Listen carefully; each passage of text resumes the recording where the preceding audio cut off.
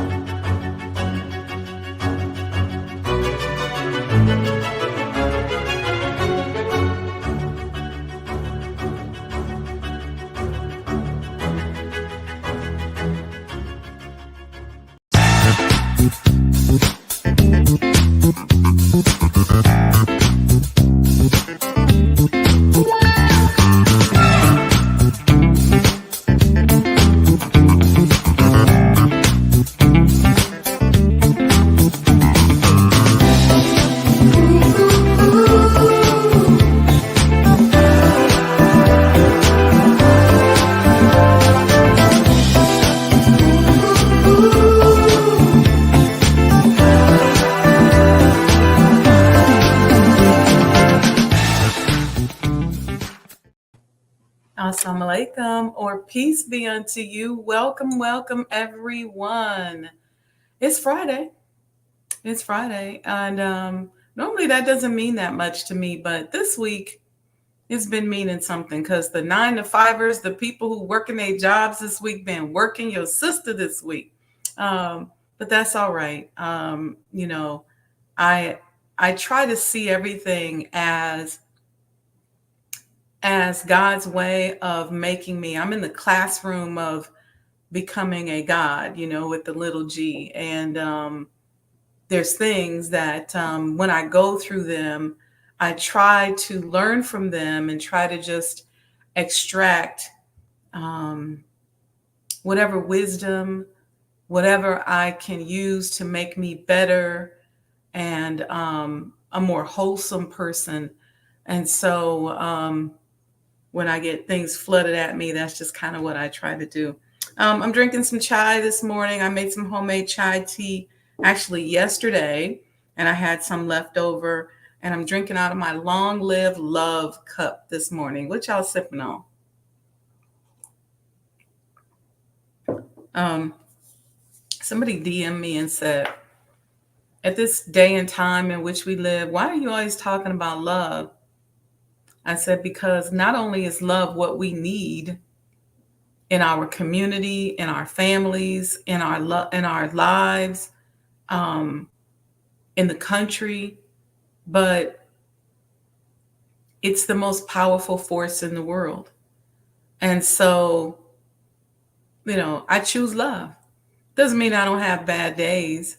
Doesn't mean that I don't have moments where I don't feel like being loving. But it's the primary emotion that I choose to use. And I try to infuse my intelligence with it. In fact, about it, have you ever thought about how powerful your mind is?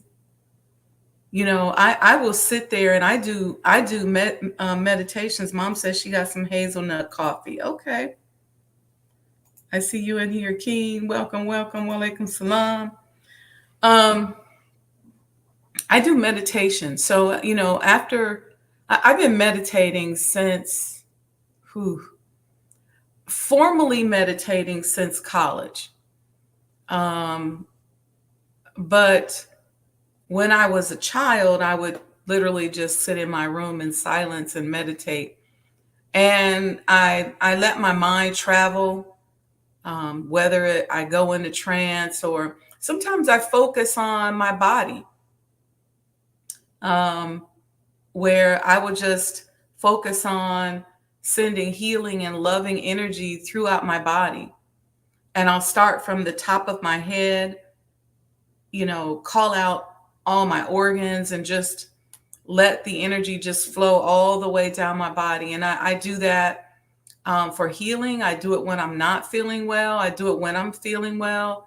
If I have a situation that I'm working on, um, I meditate for the intelligence to solve the problem, or I meditate for the intelligence to overpower or outsmart my fears. Because oftentimes fear is just energy or thought without intelligence. And so, King says some emperor's tea. Ooh, that sounds good. I see Sister Monica says she got chai tea latte with a shot of espresso for me this morning. Okay, well, alaikum salam, Sister Monica. You getting ready to have the have the energy on you. So I use those forms of meditation and thought. Um, and when I say meditate on something, I just put it in my vibration and just sit with it. So today, this morning, I just wanted to just sit with Allah this morning. And so that's what I did. I just spent time before I got on the show to just sit. Somebody said, how long? How long do I usually meditate? So it depends. This morning, it was probably about 20 minutes. Sometimes it's 5 minutes, but I meditate throughout the day. Sometimes I'll sit there for a whole hour. Um, was the day before yesterday? I did a whole hour, um, and so when you start talking about meditation, um, so sometimes I'll meditate before I pray because I want to kind of clear the energy passages for the prayer that I'm sending out or the praise that I'm sending out to Allah. I'll do a meditation before I do that just to kind of clean up. It's kind of, I call it like sweeping up a little bit.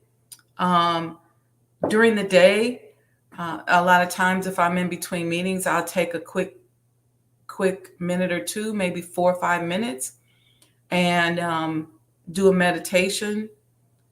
Sometimes I do use like binaural beats. Sometimes I just use my breath.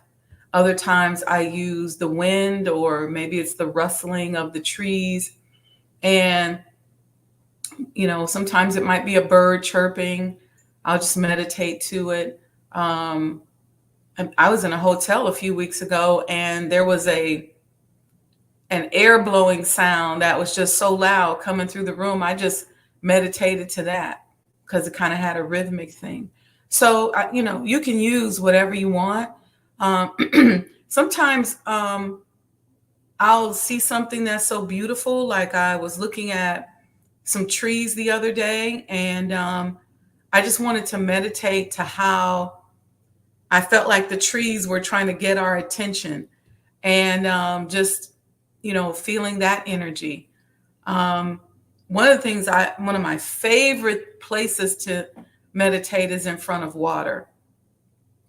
So the flow of water, or like at a lake, or especially like Lake Michigan or ocean, a body of water that has a lot of vibration is a fun place to meditate as well, right?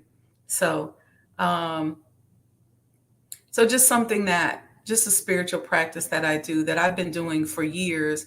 And it helps me because I'm very empathetic. I'm an empath, and I'm I pick up energies from other things and other places around me, and it's easy for me to just kind of relax and flow that way. And for many years, until I learned how to intellectualize things, the way I navigated life was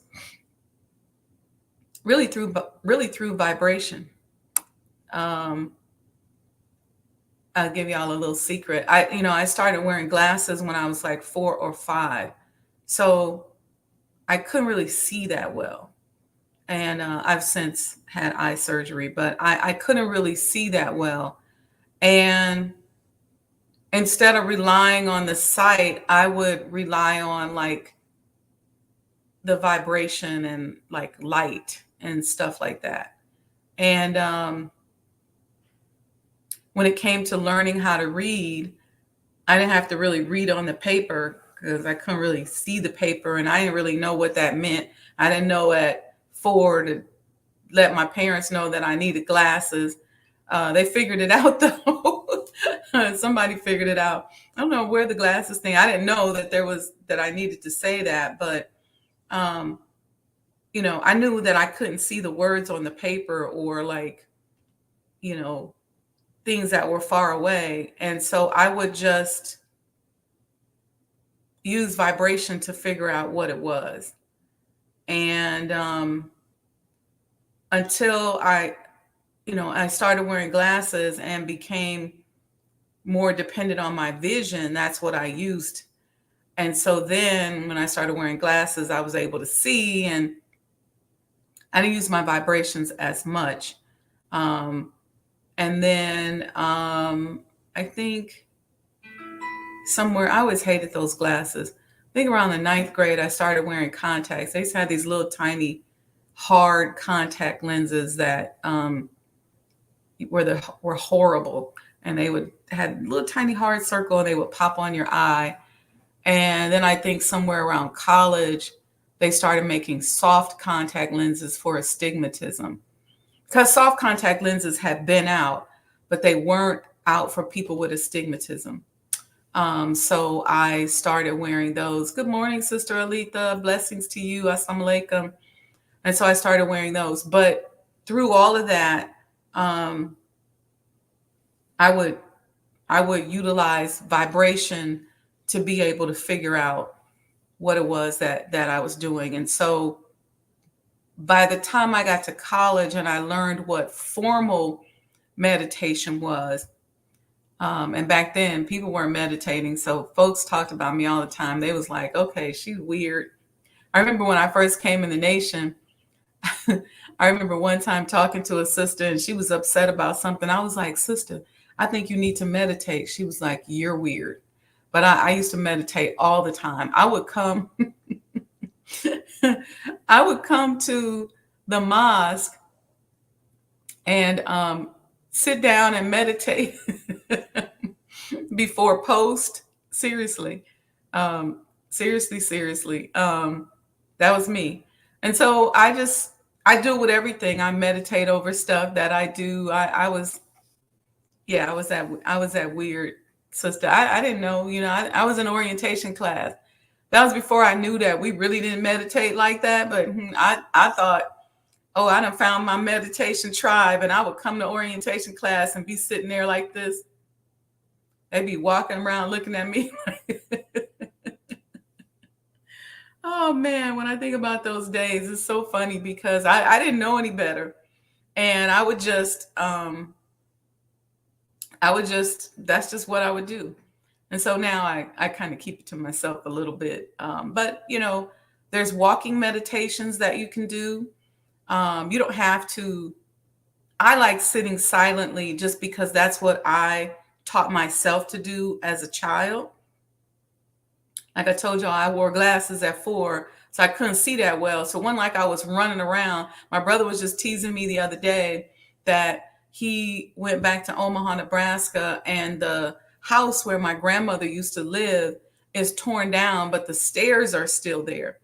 And he said, "Remember those stairs where you fell down the stairs?" And I was thinking to myself, yeah, because I couldn't see. I was trying to ride my tricycle and just flip down those stairs. I still got the scar on my knee from that. So I trained myself back then to just sit and meditate. And so he was teasing me. He said, "Remember you was doing that meditation stuff in the grass and you got stung by a bee?" I've always been a magnet for bees, so I got stung one day, sitting out there in the yard, and he remembered that. But anyway, yeah. So I do a lot of sitting meditation, because that's just kind of how I train myself. But there's walking meditations that you can do where you can put, maybe your binaural beats in your ear and just walk and meditate. You can do it without any sound and just meditate to your feet walking and the rhythm of yourself walking. You can just feel breeze and just interact with the breeze and meditate to the breeze as you walk. Um, you can sing, and you can get into a meditative state through singing. The key thing is that you just want to make sure that you're meditating on something that's high vibration. Um, a lot of people will say, "Well, I meditate to music." You got to be careful with music because music has a lot of energy in it, and it is a great way to meditate, but you got to make sure that you know whether or not it has a high vibration or not, because it's sometimes it's hard. And the way I'm able to tell whether or not something has a high vibration is if I meditate first, raise my vibration, and if I want to measure it, using a binaural beat, and I say, well, okay, I want to get to this frequency, and so I meditate on that frequency, and then when I turn on the music, if the music resonates with me, it's a real subtle thing, then I know that it's got a higher vibration. If I feel like I got to kind of come down to get to the vibration of that music, or if there's something in the music that kind of irritates me. So you kind of got to separate your like and desire, let's say for a song or a music, with the vibration. So sometimes people confuse the fact that they like a song with whether or not it's got a high vibration. Um, you may like something that has a very low vibration. That doesn't mean it's good to meditate to. And, when you're listening to music, especially music that's already composed, somebody's already infused their energy into it and who they are into it. So you want to make sure you calibrate yourself first and then find music and songs that tie with that. When I put together like our soundtrack for events at Sajdah House, I did like a 60-minute high vibration meditation. And then I went through and chose songs that matched that vibration. Let's see, what are you all saying? Keen said that's an ancient science of our ancestors, though. I think it is an ancient science because nobody told me to do it. Nobody taught me to do it. And during that time, as probably a 4 or 5 year old, where I learned to just kind of sit quietly, which now I know is meditation. And my mother would tell you, she's on here, I would just sit, I'd be in my room for hours. And I learned because so in my room, I had an organ because I used to play the organ and I used to imitate music on records. I had a record player in there and a cassette player. And I would meditate to music and mimic music on the organ. And I also had my flute. But I also learned how to find notes on the organ that would take me to a higher vibration. But during that time, before the organ and all of that, even as probably about 3 or 4, maybe, by 5, I was already well off into it. But through that process as a 3 or 4 year old, the method to, let's see, how do I say this? The process of how to read and a lot of other things came to me, and I already just kind of knew how to do it. So I know that it was, and it is an ancient science, of our ancestors. And I know that I was probably connecting through them at that very, very early young age. Sister Monica said, I'd like to say you did know better, Sister Sajdah. Others are catching up to your progressive spirit practice now to really connect with Allah. Well, yeah, I could say that, Sister Monica. If Sister Lisa R. Muhammad, she was my orientation teacher. She would tell you that they thought I was weird. I had that kind of Lisa Bonet vibe, and I would come in and just be meditating and praying. So, okay, I'll accept that, that I did know better. And I also learned how to try to send higher vibration and higher energy. I started doing that at a very early age into difficult situations. King said, do you use visualization while you meditate? In your book, you mentioned, yeah, sometimes I do. I will. So here's a perfect example. With the completion of the museum, I'm always meditate. I walk through it as a completed project all the time. I walk through it with you all. I give you all tours in my visualization, but I use visualization quite a bit. I see myself finishing a project. I see myself as a problem is being solved. I use that visualization and I'll meditate on that. But generally, before I go into my visualizations, unless I just happen to fall into it, because sometimes I'll just fall into a visualization. I'll be thinking about what I want with something and I'll take myself there. And so sometimes that happens. But before anything, I calibrate myself. So before I pray, I calibrate myself. Before I visualize, I calibrate myself. If I'm not feeling well, I know that I need to calibrate myself. Um, if I look in the mirror and I can tell that I look tired, then I know that I need to go sit down and work on my vibration. And so I'll work on myself. And if I have pain in my body, I will calibrate and send positive energy and love to that area of my body. Um, I visualize my. I'm giving y'all all my little spiritual things that I do that years ago would have been embarrassing to tell somebody, but now I don't even care. I visualize my organs in my body. I think that is one of the ways in which I was able to do so well in healthcare, because I have been visualizing my organs for years. Um, for years. I can't even tell you how long. I don't remember when I started, but I would visualize my heart and send loving energy around my heart. And then I would see my heart vibrating at a healthy rate. I visualize the blood flowing through my body, and I see the blood flowing at a very uh, clean and unobstructed rate. I see my vessels being the right width so that the blood flows through it. I'll see my brain, and I'll visualize myself, and I'll visualize my brain pulsating at the right rate and processing the right information. Um, Whatever it is, if it's your kidney, your stomach.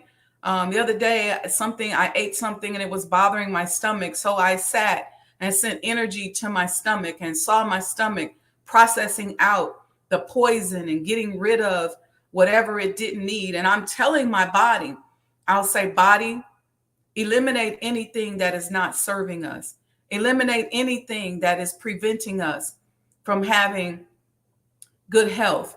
I'll say that. I'll say it to my mind. Download intelligence into me that overcomes my fears. Um, if I'm trying to figure something out, I start dissecting. What am I afraid of?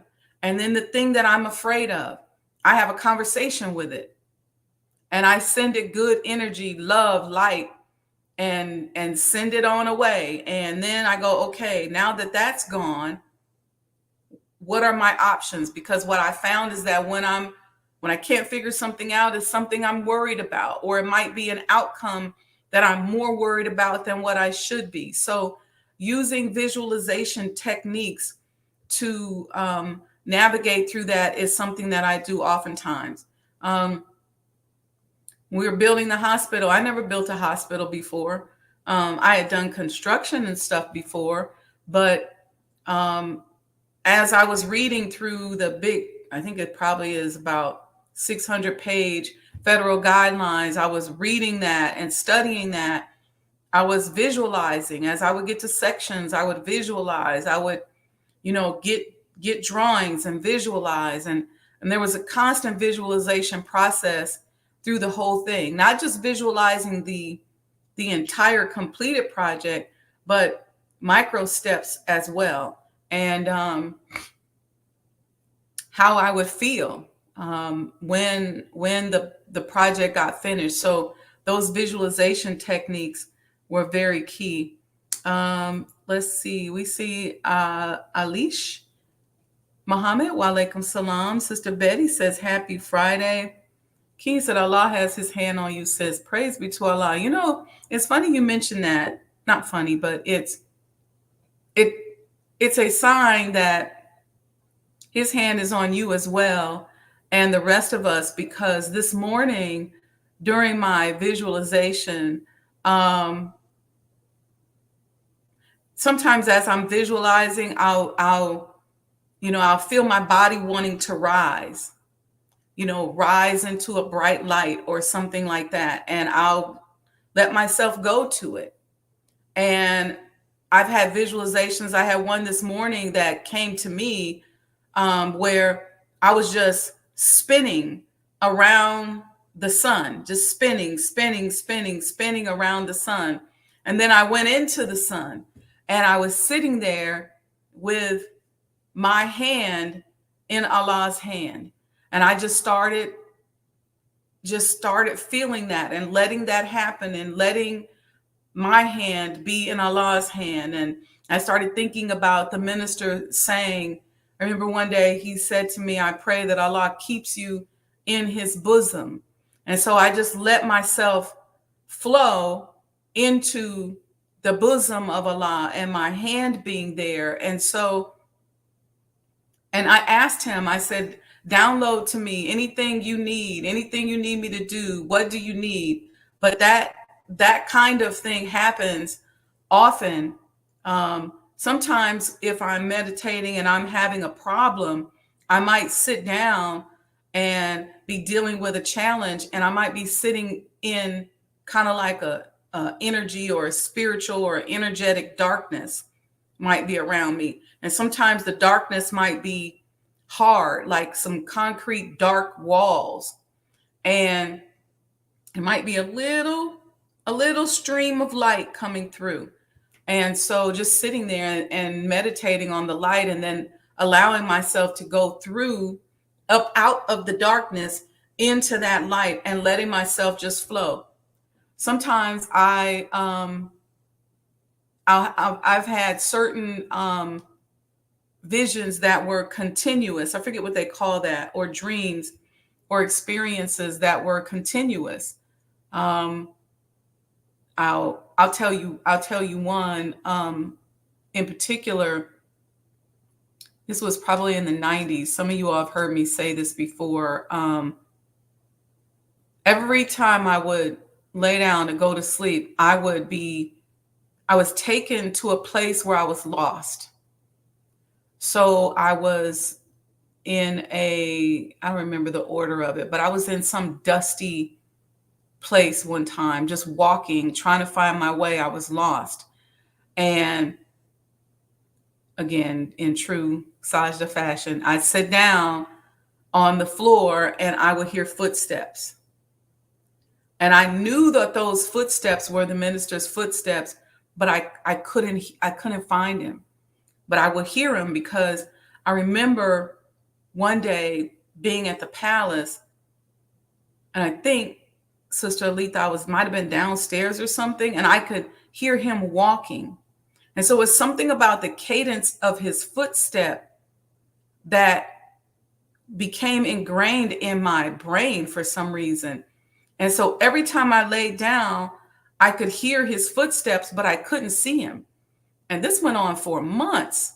Um, Another time I was in a forest and I'm like getting through the trees and trying to find my way, but I could hear his footsteps and I was trying to tune into the sound of it, but I'd wake up and still be lost. And I think there was another time I was in a city. I don't even know where I was. There were buildings and cars, and I was walking and I was lost. I was looking up at the signs. And when I stopped, I could hear his footsteps, the cadence of his footsteps, but I couldn't find him.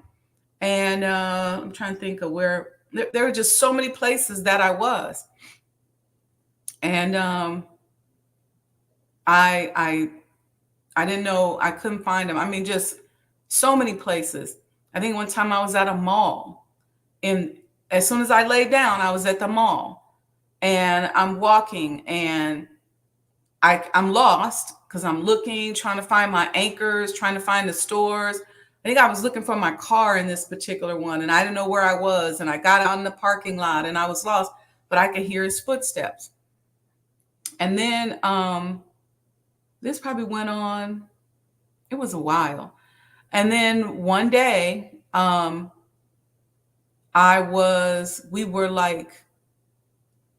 was at like the pyramids or something, somewhere in Egypt, somewhere in Africa, at the base of a pyramid, I think, and there was a double door. And there was nothing but like desert and kind of like reddish sand all around me. And I started hearing his footsteps. And when I was meditating like this, I just sat down in the sand. And when I looked up, I saw the back of him going into a door.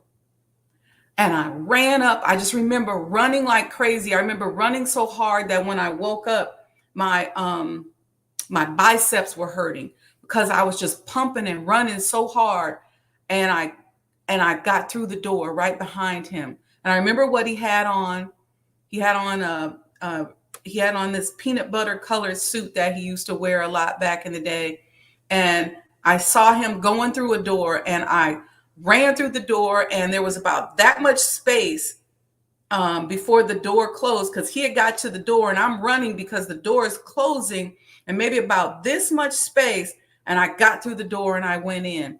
And I don't remember what was on the other side. It was just dark, and I woke up and I never had that footstep vision again. But every day after having that vision, I would wake up, and in my meditation before prayer, I would visualize what I just experienced and ask, if I could have intelligence or understanding, because that feeling of being lost actually was very fearful. So I'd go through this very fearful process every night of being lost.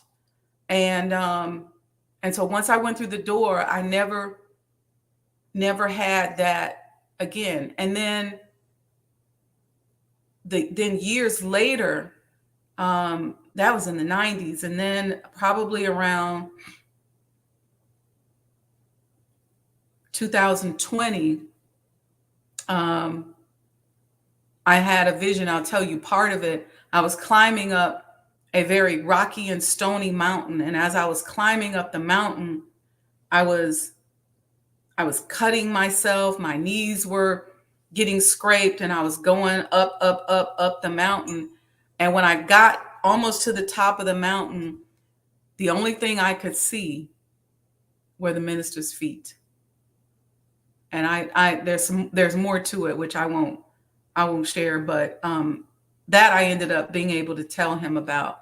But so sometimes when you go into these states, you will get visualizations, and you will initiate visualizations. So I should do it this way. You will receive visualizations, and then you will initiate visualizations. And you just have to go with it, not be afraid, just kind of play with it a little bit. So yeah, the footsteps poem. Yeah. I didn't plan on talking about this today. I don't know why I'm talking to y'all about meditation and visions, but I just said this morning that I was going to talk about whatever needed to be discussed. But I have been what you call a seeker my entire life, for the most part. I loved world religion and world history in school. That was my favorite fourth grade subject. I loved reading about different ways in which to connect and worship Allah. Whether it was the Bhagavad Gita, the Tao Te Ching. I read the Tao Te Ching when I think I was in maybe the fifth grade, maybe. I actually literally started working on a book called The Black Tao. I actually still have it. I should probably still do that. But that book, I started on it, started writing about it in the fifth grade, and I picked up on it in college. And I think a few years ago I was writing on it. So I may still do that. But I don't know that I had at the time enough of a concept of Blackness and our spiritual needs to be able to create the Black Tao. Or maybe I did. I don't know. Maybe I got into cheerleading or something and forgot about it. I don't know. But it's something that I still plan on doing. I still have most of what is written And then when I found Islam, um, I felt very comfortable that that was my foundation and what motivated me and what I felt brought me closest to what I had been searching for my entire life. And so, and then from there, I'm never afraid to study and learn and find synergies between the Holy Quran and the Bible, or um, you know, anything. I love finding those synergies in spirituality, in religion, and just using my base. And I found that being a student of Master Fard Muhammad is the most tuned in that I ever was and have been. And that's been my path um, since September 9th, 1990. That was the day that I got my ex. So that's been, and I think my pledge card is signed July 19th, 1990. And I got my ex September 9th, 1990. But um, I think that's why in orientation, I always felt the desire to come to the mosque and meditate, because I felt like I found home and I wanted to connect to it. And, but it's been a process and a spiritual tool that I've used my entire life. Um, Even when I was away and doing a ton of traveling, I would meditate on what it felt like to see the minister. I call it my Jesus within. I would place the feeling of the interaction with him in my heart, and I would carry that with me like a little orb and just meditate on it when I needed it. Um, I would feel the feeling of being in the mosque and being around the believers and around, my extended family. And I would call that up as I traveled, around the world. I remember waking up one time in Liberia. Um, and ooh, I can't stand Liberia. It was one of those places where I was like, get me up out of here. And it's so funny because my business partner said that when we left, he said, when we were all on the plane, he said, I just looked back because we were on a small plane. And he said, I looked back at you. He said, and you had this look of relief on your face. And he said, and I remember feeling like, whoa. He said, he said, I had this look of like I had just been through trauma and I was just so grateful to be relieved. But it would take him to be on here to describe the look on my face. But I remember being in Liberia, um, and the energy of the experience was so dark. Um, I couldn't wait to get back to Nigeria because we were flying from Monrovia back to Lagos. I could not wait. I was like, please get me back to Lagos. Um, and But I remember one night, I took a picture of myself. I woke up and I was just like, I couldn't take it because I was just feeling such crazy energies that I was like, I got to get out of here. That never ever could I live here, and I am NTR, which is never to return. Um, and I made that declaration before we even left up out of there. And when I got back to Nigeria, I was like, oh right, I felt like it was just so much better. Um, I'll tell you another place where I had that energy was in Beijing, in China. It wasn't as bad as Monrovia, but ooh, I did not like China. And when we landed in South Korea, we flew from Beijing to, I think it's Chichen Itza in South Korea. The tour person with the Department of Commerce She looked right at me. She said, "We're going to take you guys to the hotel. You can wash the china off of you and meet us in the lobby. And we're going to go and have a tea ceremony." And that's exactly what I did. I was like, thank the Lord. So, and when I got to Lagos, first thing I did, I went, took a shower, went and got me a manicure and a pedicure and washed my hair. And I remember I had these braids. I was in the shower, like, let me get all this energy up off of me. But that was two places where um, the energy was just uncomfortable. Um, in Monrovia, it was unmanageable. In Beijing, it was manageable, but um, yeah, I wasn't. I can't even. I won't even say out here on the podcast what I was feeling in both places. Um, I don't want to put that out there because there are people that have good experiences when they go there, but it just did not. Neither of those places resonated with me. So I couldn't wait to get back.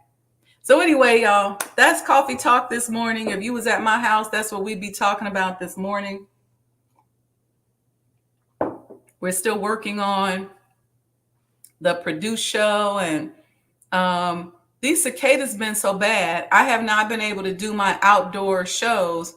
Um, I'm hoping once they kill themselves off, we can go outside again. The cicadas here in Chicago are nowhere near as bad as the cicadas in Maryland, because I think Maryland just has more trees because you can't really be cutting down trees over there. Um, in Maryland, we would come into the office and they'd be piled up by the door. You have to sweep it all back almost like leaves. And our maintenance guy would have a little shovel and he'd be putting them in the garbage. They're not that bad here, but they are all over the ground and they do fly all over and run into you.